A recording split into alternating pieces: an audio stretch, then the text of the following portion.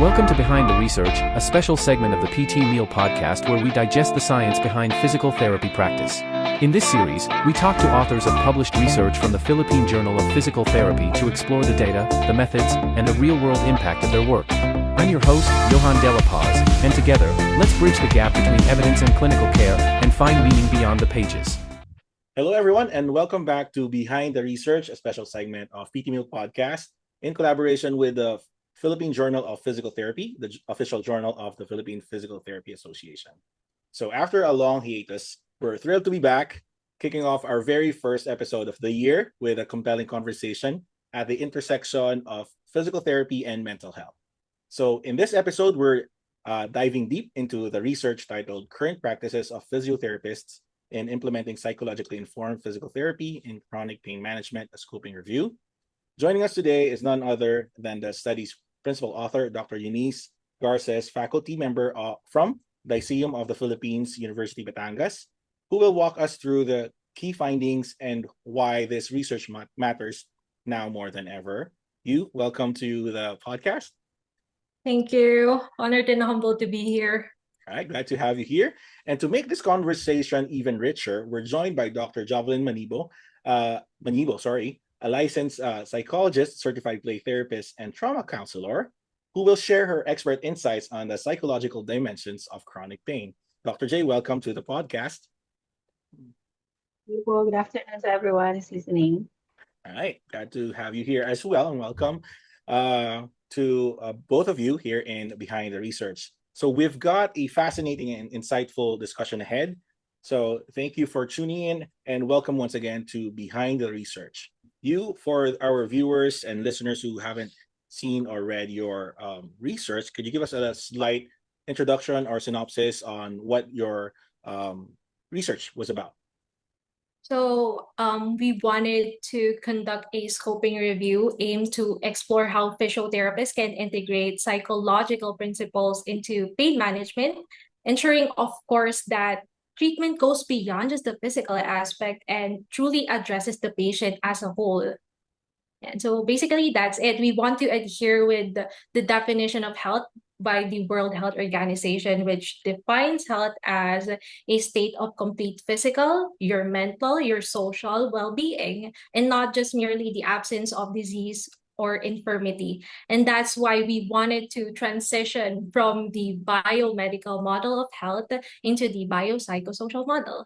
And that's basically it. Right.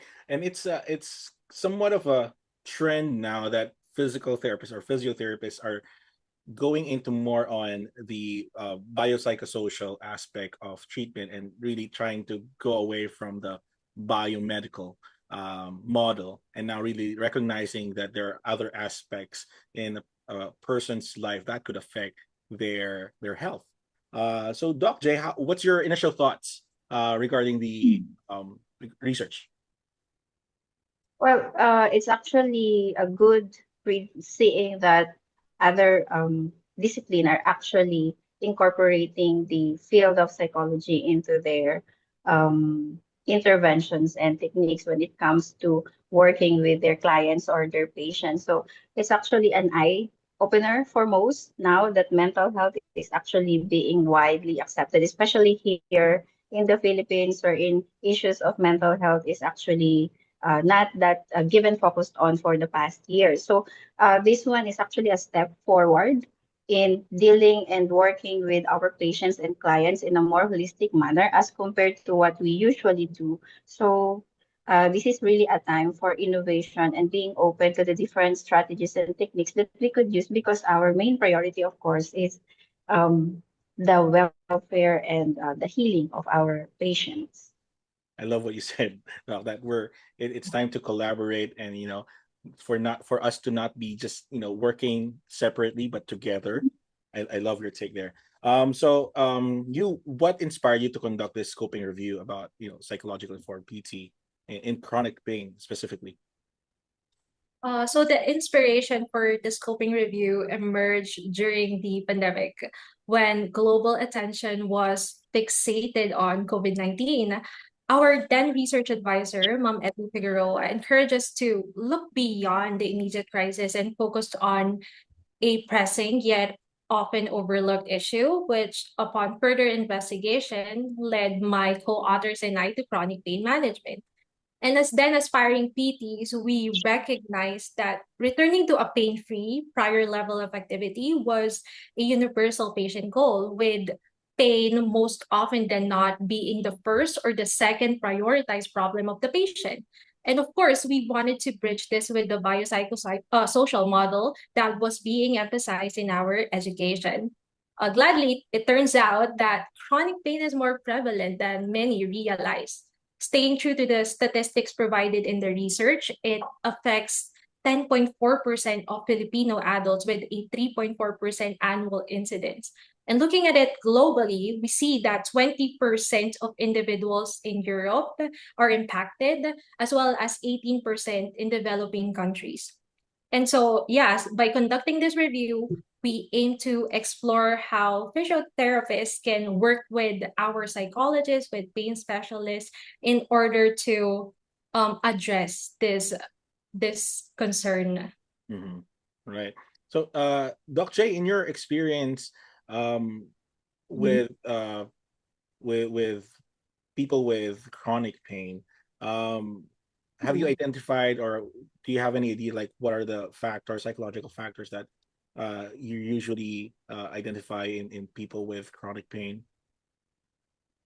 Well, there's a lot of factors that may be considered, but maybe one of the most aspect that may be focused on is actually on their mindset or how they process their thoughts. Mhm. Because based in psychology and different theories, our thoughts actually is the one that is related on how we act and how we feel. Though some theories actually says otherwise, but considering in the field of physical therapy where there's physiological pain, the working on maladaptive thoughts or thinking that my pain is not going to go away and the likes, working on that or targeting that thoughts that our patients have or the patients have is the most useful or strategic way on how to work with them, though it's not that easy, as we all know, working with these people, because we're going to be dealing with, of course, their own personality, the support system that they have, the culture that they have, and their own belief system. So it's a process, it's a work in process.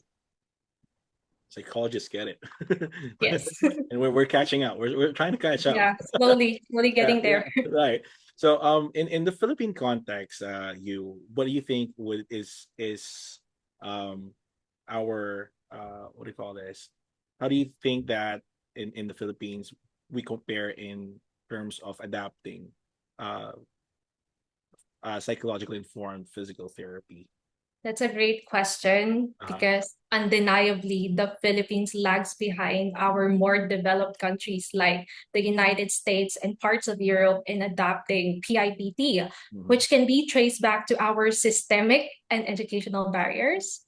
So while PIPT is widely researched and applied in chronic pain management abroad, it remains underutilized in the Philippine healthcare system, because the biopsychosocial model, again, which underpins PIPT, is still being gradually integrated into physical therapy education and practice.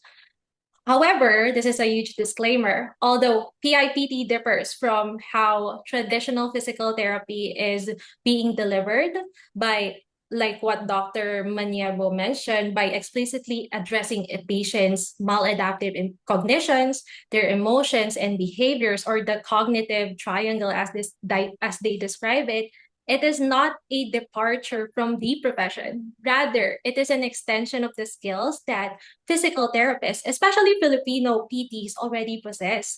Hence is why it is also called as your enhanced physiotherapy. Is it okay for me to speak in Tagalog? Yan, dahil likas po talagang ma-rapport or ma-PR ang mga Pilipino. And we don't just settle with delivering or implementing the plan of care. We always go beyond that. We always connect first with our patients to see the person as they are and for what they need, and not just for what they are diagnosed with. Mhm. However, of course, we also lack in the standardized training in psychotherapeutic interventions, such as your CBT or your ACT, which continues to hinder its full adoption in the country. Mhm. Do you have anything to Yeah, say, Doc Jay? You were yeah, agreeing to that. agree with what Miss Eunice said. In addition, really we're really lagging behind, especially in those cases. Probably there's a lot of factors, but one thing that I have observed is, of course, the cultural component is here. Most of the time when they hear the term psychological, the issue is, okay, the statement is, ay, wala naman akong problema, hindi naman ako baliw. That's the usual term, or Right. things that you will hear from Filipino people, which is not really the case. So maybe one thing that we can do actually is raise still awareness when it comes to psychology or psychological interventions, especially here in the Philippines, where our culture or most Filipinos are really still into the traditional or the old accepted ways when it comes to things like that. Right. I do agree that the foundational, the cultural aspect is there, that we as professionals, we'd like to connect with our clients or our Yeah. patients, correct? But I think the problem or the issue now is when the client or the patient deviates to the like happy mood. Like, what if the patient is somewhat anxious or somewhat, sad or kind of depressed, and we don't know what they're going through, and they share that with the physical therapist, and then suddenly the physical therapist is like, I don't know what to do. So Yeah. and you mentioned, the psychological interventions that were mentioned in your research about CBT and ACT. Dr. J, what do you think about physiotherapists? Can physiotherapists effectively deliver this, or is this something that we can work together, with the psychologist?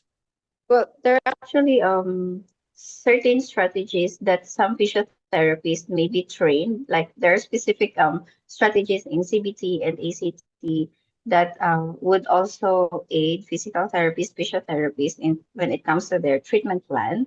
Um, it is actually feasible for them to be trained. But of course, when it comes to more, let's say, more advanced for clients with comorbidities, just like what you said a while ago, with clients with chronic pain, and then with additional comorbidities like schizophrenia or anxiety or depression, then a collaboration between these two disciplines would be more effective Mhm. in when it comes to the client's treatment. And you mentioned there are some elements that we, as physiotherapists and physical therapists, can integrate in our patient care, and not exactly like CBT per se, but or ACT per se. Can you give us like an example of what we can integrate in our interaction with our patients? Well, the easiest one is the relaxation techniques. There are actually certain specific types of breathing that would relax your client. This is the most basic. Like you tell them to inhale for, let's say, 4 seconds, hold it for 5 seconds, and slowly breathe it out. Exhale by 4 seconds, and they do it like maybe 3 or 4 cycles, just to help them alleviate the feeling of anxiety or maybe nervousness that they are feeling. That's a simple relaxation or breathing exercise that, actually anyone can actually do. But we use this sometimes as an introductory when people or when clients are quite anxious. Others would be, one more would be what we call the progressive relaxation, muscle relaxation technique, wherein we intentionally actually ask our clients to really put tension, let's say specifically on a certain part of their body, like can you clench your fists? So like you're specifically telling them to put tension in this specific part of their body and then slowly relax in on top of the breathing exercise. It's actually the indirect concept in that would be you are trying to tell or teach your clients that you have actually control in your body, you have control in these things that you feel. So parts like that, I believe would be very useful for physiotherapists. Cool. Thank you for sharing that. And I kind of remember something similar to that when I was a student. Like, I forgot what its name. That they it's what, like what you said, Dolce. It's um putting a lot of tension and then slowly releasing. I forgot what kind of Isn't it the sorry, isn't it the Jacobson Yeah, relaxation technique? I think that was the name that were, yeah, when we were taught. And see, if that was taught already to us, we didn't kind of grasp the importance of that, right? When we were students. And that is really important. Like, we forget that we kind of knew that before, but we didn't know where to use it, or how to use it. Ah, So it's really important to be aware or informed of those things that you can apply to patients with mental health challenges. So the study, yeah, going back to CBT, your study found that the CBT based physical therapy was the most common approach in PIPT. Why do you think so? Why do you think that there's a lot of studies or researches on CBT and physical therapy? CPT-based PT is the most commonly used PIPT approach, likely because CBT has long been recognized as the current gold standard in psychotherapy for managing psychological distress and chronic pain. It operates through a top-down approach, targeting first, of course, the maladaptive cognition and then the emotion, which affects the behavior and that contribute to pain-related disability. So just going back to my undergrad as well, because picking up on what you've shared, Doc Johan. So the curriculum on chronic pain management primarily focused on pain neuroscience education, our PNE, Oh, really? Oh. which was thought to be the most effective way to reframe pain perception. However, new evidence now suggests that PNE alone isn't as effective without our behavioral interventions, which explains the increasing use of CBT-based strategies in PT. Since CBT has a strong evidence base supporting its effectiveness in addressing your chronic pain, your fear avoidance behavior, your pain catastrophizing, it is naturally the most widely adopted approach within PIPT. Mm-hmm. Right. mhm. It's surprising that you already have PNE in your curriculum. We didn't have that. I, But that's for good. advanced. That's correct, because I agree with that, because education alone, if the patient is not really concentrating on what you're teaching and focus more on their internal struggles, they wouldn't really understand or get what you were trying to teach. So if you don't also address some of those behaviors, then the education is not going to be effective as well. Do you have something to share, Doc Jay? No, I just like to really one thing that I see here why it's the most effective or based on the results of the study on that study would be PT is really goal oriented, specific, and it matches up with the strategies and techniques also in CBT, wherein we're really targeting specific thoughts or specific emotions of this client and then trying to reframe it. So, I mean, the strategies in CBT and the goal of PT really fits well together. And it's easier to approach this together as compared with other psychological interventions. Mm. I've been hearing, like, aside from CBT, I've been hearing ACT, Yeah. DBT, something new as well, EMDR. But I hear Mhm. that EMDR is much more emotionally charged and emotionally provoking. So I don't Yes.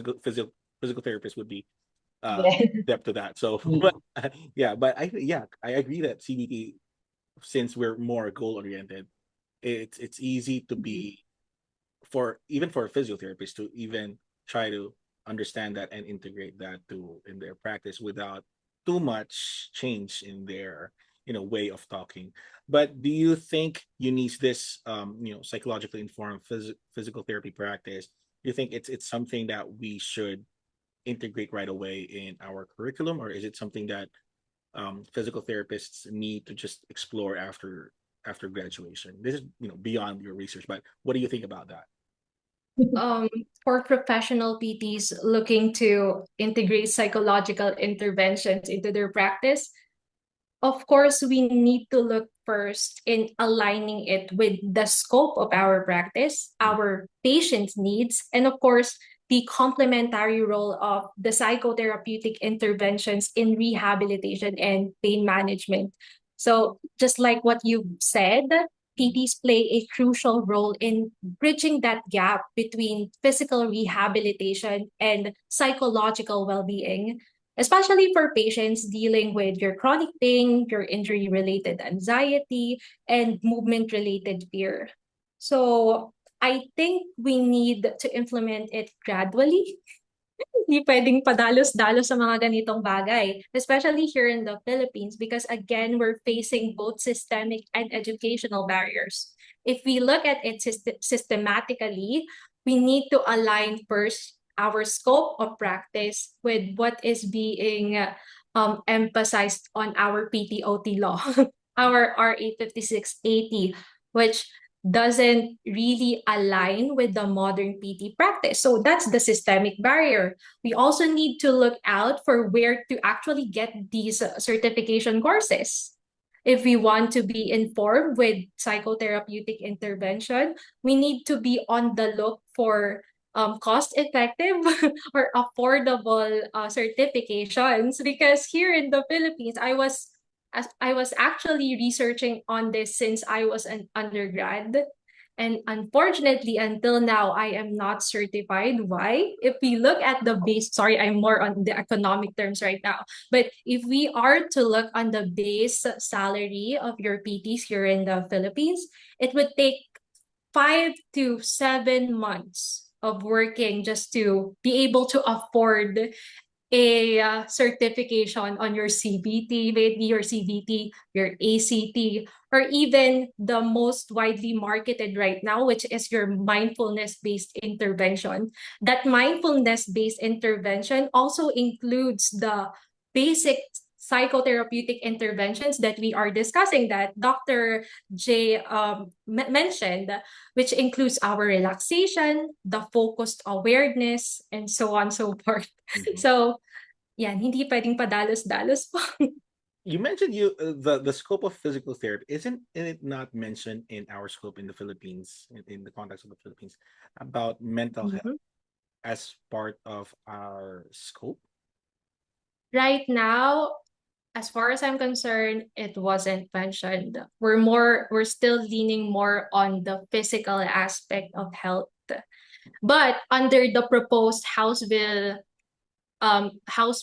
that is still under the third and final reading, if I'm not mistaken, last August 2023.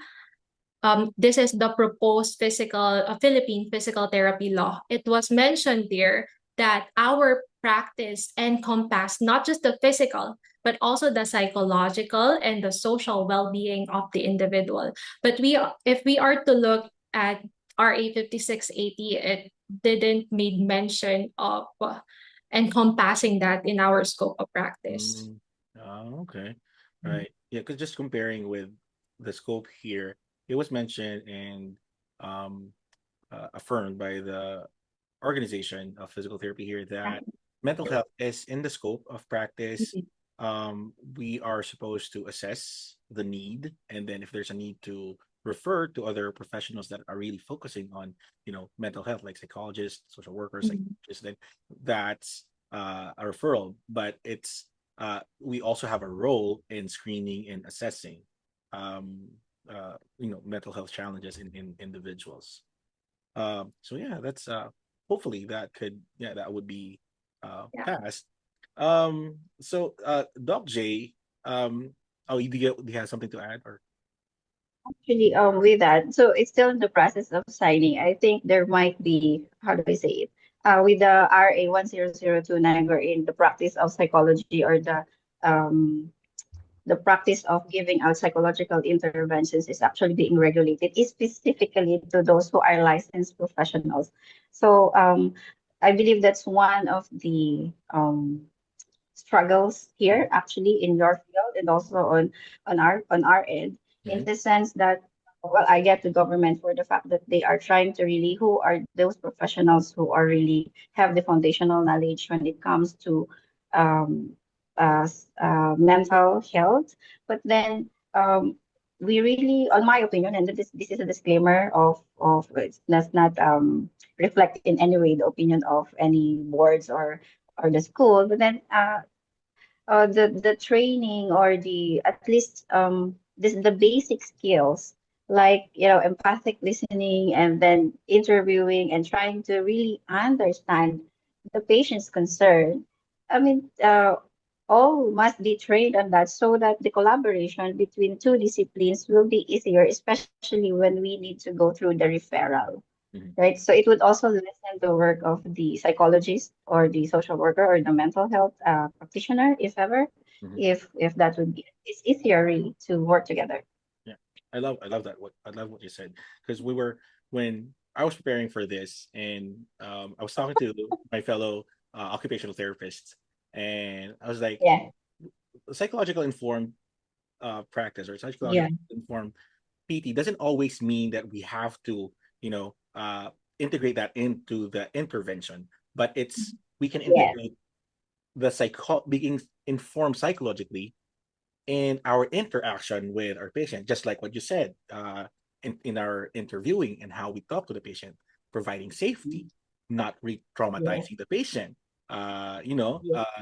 right, being trauma informed as well, uh, being non-judgmental, providing a safe space. Those are also psychologically informed practice. It's not exactly, you don't have to, I mean, for me, you don't Yeah. have to be certified on anything. You just have to learn what CBT is, what you can get from it, ACT, what you can get from it, how you can change how you speak and communicate with a patient. Because sometimes it's normal for us, like, what's your pain, something like that, instead of saying like, um, how can I help you? So that's more. That's not. So that's more calming. That's more approachable. Or like, why didn't you do your exercises? Instead of saying that, we can say like, were there any challenges that you faced, that's why you weren't able to do your exercises? So that's less applying any guilt, right? You're uh, being informed that there might be circumstances around, the patient, so that's still psychologically informed. So I think, you know being looking at the person as a whole is already being psychologically informed. That's my take, I guess. So yeah. I've also been looking at CBTs, and it's really expensive here. I just wanted to know the very gist of it, so that once I feel that my patient will benefit from it, then the proper referral, just like Doc Jay is saying, the proper referral could be there, Yeah. and recognizing the signs that this patient might need further, assessment and intervention in the psychological realm, that would help me help my patient. You know, Yeah. I don't have to treat it, but it's my role to Mm. recognize it. You know, so, Mhm. so I'm very passionate about this as well. So we talked about the barriers. It's really like, our scope, the expenses, and we're talking about, those things that we can apply in our practice right away, without um having to spend a lot. You mentioned, Dr. J, about the interviewing part and stuff like that. um what do you think you would be the easiest way for physical therapists to, be psychologically informed without, breaking Well, or Dr. J, you can go ahead. yeah.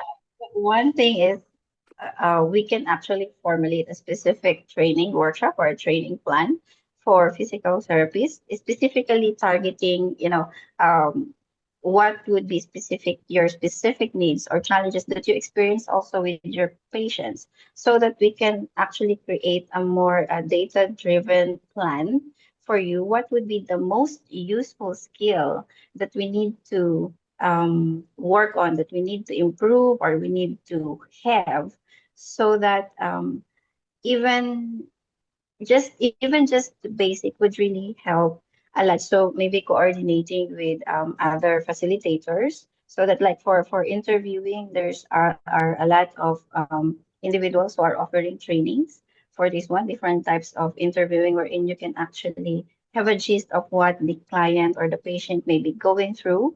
Because, of course, what one more thing would be, aside from the interviewing techniques, would really be the knowledge or additional um, educational educationally informed workshop or training for these individuals, so that the foundation knowledge on okay, ganito pala yung konsepto. Because sometimes, because the older version biomedical focus is really, and not just it's lacking away from the holistic point of view of an individual.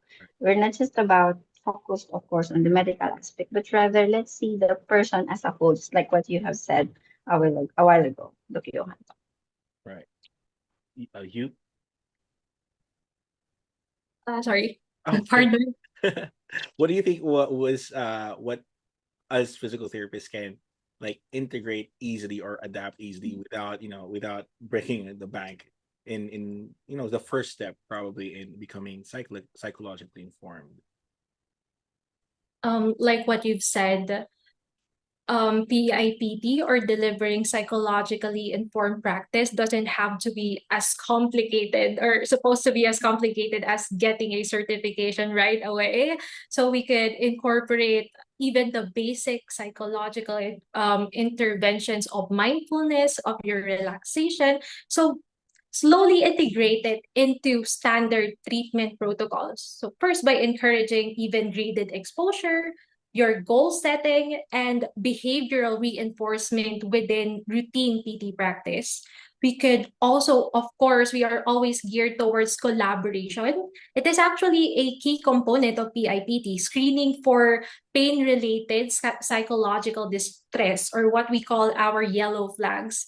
That was incorporated in our education, but again, looking at it systematically, is the law protecting us? I mean, are we really required by the law to cover all of those aspects? But yes, in our practice, it should be. Because again, we're looking at the individual holistically. So again, going back to the collaboration, we could develop teams of professionals, which involves our PTs, our psychologists, and our pain specialists in order to improve patient outcomes. We could also implement patient education programs. So we are more leaning now on skill acquisition of the patient, which could help them in self-management and empowerment, of course. That's what we're doing in community-based rehabilitation. That's why I'm geared towards empowering our populace. And so teaching self-management techniques, your relaxation strategies, and mindfulness, which can again empower our patients. And of course, utilizing screening tools in order to identify patients who would benefit most from PIPT and tailoring interventions accordingly. I have recently attended a certification course led by a psychologist. It's not as grand as our full CBT training or your ACT, but it was mentioned there that there are certain conditions that are contraindicated to your ACT or CBT, and that needs to be referred to our psychologist. So those areas of overlaps, those gray areas where we could collaborate, optimizing those would be great. Mhm. Right. I like those. I like the suggestion of Doc J about psychologists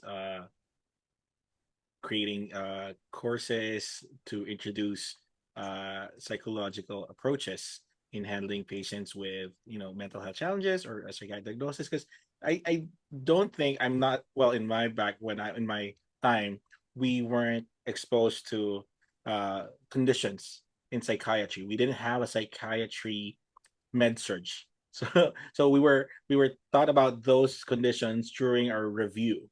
So I believe that should be part of our med search area, those conditions, and then learning about those symptoms and how to recognize them. Yeah, so I agree with Doc J about that. That can be a collaboration between physical therapy and psychology. I believe a lot of physical therapists would be interested in that. I think OT or the organization of OT in the Philippines were just held a poll on who would be interested if they're going to be holding a CBT Yeah, CBT I saw that. I'm yeah. envious of them. So I was like, oh, slowly, the profession's going into the realm of mental health. So cool, because we need that.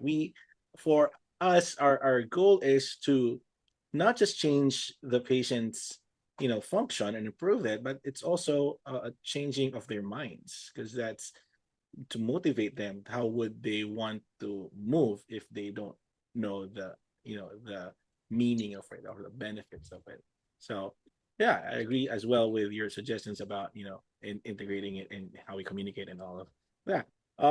So we're that was really an interesting conversation, and I really love that Doc J is here to give the her insights on psychology, and I like that she's really into collaborating with our profession. I like the excitement, because seldom you would see other professions, trying to collaborate. It's usually like you're stepping on our profession, something like that. So it's nice to see that um we have that intersection to help our patients. We're treating a patient as a whole, and you can't separate physical from um mental health and psychological health. So uh that's a good that's a good start. So any last words before we end our conversation? Let's start with Doc J. What any last words about psychological informed practice, and what do you think would be the future of this of PIPT in physiotherapy in our practice? Do you think it's possible, or do you think it's going to be a long while? It's it's possible, but it would probably take time. I mean, hearing also from the two of you made me realize like, okay, so you're currently in the practice already. So maybe one way to address the gap between the years or between the practice and like is also we could slowly integrate it in the curriculum. We can add or we can use it as a basis so that we can enhance our curriculum so that future PTs actually have the necessary skills or at least the basic, they know the basic principles and they have acquired the knowledge necessary for them to have at least, have that capacity later on to connect with patients, collaborate also with other professionals, and priority without really um, how do you say it? Without really like um you're not I can't find the words to say it, but you're not really jeopardizing in any way the treatment plan that you have for your client. So it's really a good future ahead, hopefully, for the different disciplines because it's not just the PTs or it's not just in your profession that we have to be psychologically informed, but also in terms of our profession because it's not always on the mind. It's not always about on the behavior. There are things that we really cannot control, and it's your it would be the focus of your profession in the end. So collaboration between these two disciplines and others would really help in prioritizing the health, the overall health of our clientele. Love that. Thank you, Doc J. You? Mhm. So the overall goal talaga po of this research is to drive a surge in the discussion with regards to our role, the physical therapist role in psychological interventions. And so I would want to advocate for our fellow physical therapists to join in on the conversation. This is much needed now because we are in the century of behavior change, where we see a high prevalence of non-communicable diseases like your obesity, physical inactivity, and etc. And this management wouldn't only just benefit our patients, it would also greatly benefit us, physical therapists, because we see a great percentage or high statistics of burnout and of empathy fatigue in our profession, which I believe can be combated with these psychological interventions. So yeah, I hope we see more PTs engage in this special on this topic, and that's all. I agree. So psychologically, being psychologically informed is also, it's not just towards the patient, but towards us as well as professionals, right? Because compassion fatigue is real. Uh, it's true, especially when you're Yeah. uh, hearing a lot of stories from your patients. Sometimes you get to absorb them, and if you're not grounded, you'll carry that home with you. So that's, yeah, that's really important as well. So that's a good take as well in psychologically informed practice. All right, I enjoyed this conversation. I hope we could have uh, discussed longer. But if Doc J, if you're gonna have a seminar or a webinar Yes. on that, I'm gonna attend that. Just Count let us us in. know. What's that, Doc J? We'll try to curate specific yeah, we could. We could actually plan on creating a specific seminar or training focused on the objectives of this one. Yeah, that would be great. And And then I would let us know. We're gonna spread that news out. All right, so that was really an insightful and very eye-opening discussion, and a huge thank you to the both of you, for amazing guests, Dr. Eunice Garces and Dr. Jovelyn Manibo, for generously sharing your expertise and your perspective with us today. So once again, everyone, the study we explored is titled "Current Practices of Physiotherapists in Implementing Psychologically Informed Physical Therapy in Chronic Pain Management: A Scoping Review," published in the Philippine Journal of Physical Therapy, Volume 3, Issue 2.